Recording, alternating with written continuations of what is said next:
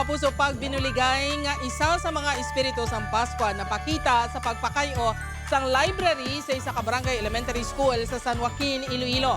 Ang istorya sa likod sini hibaluon ta upod kay Kim Salinas. Dako nga bulig sa mga estudyante ang library nga makuhaan sang impormasyon nga kinahanglan sa ilang nga pagtuon. Diri sa Escalantera Elementary School, may school library man. Apang, hindi magamit bagod nagaserbi manini nga hulot klasihan kag opisina. Magluwas diri, gabok na ang kisame kag may mga litik na ang salog sini. Kakulang sa among structure dili or building sa Escalantera Elementary School. The same time na nagka-landslide pag Gani naisipan sa mga manunudlo nga magpain sang lugar sa hulot klasihan sa riin sara makaplastar ang kabataan sa ila bakante nga oras.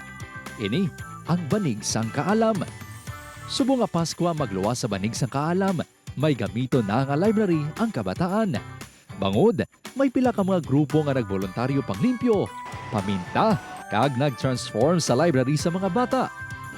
Matapos ang 2 ka semana, ini na ang new look sang library.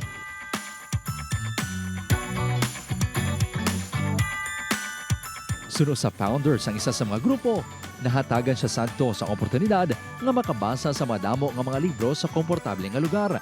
Gani para sa iya, #deserve man sa kabataan nga ma-enjoy ang pagbasa.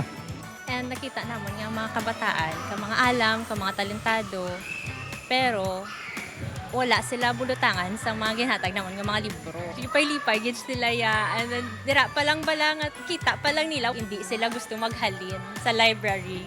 Makabig na sang eskwelahan nga Christmas gift ang inisyatibo sang pila ka mga grupo nga mapakayo ang library.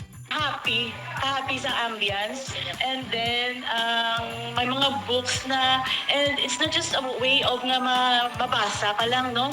Kaya may mga toys, mga learners maka-play, sir sila.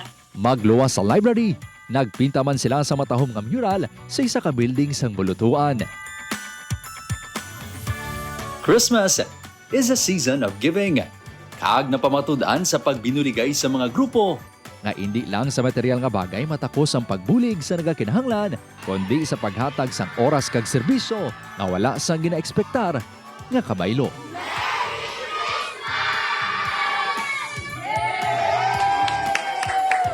Upod kay Romel Porquia, Kim Salinas, 1 Western Visayas.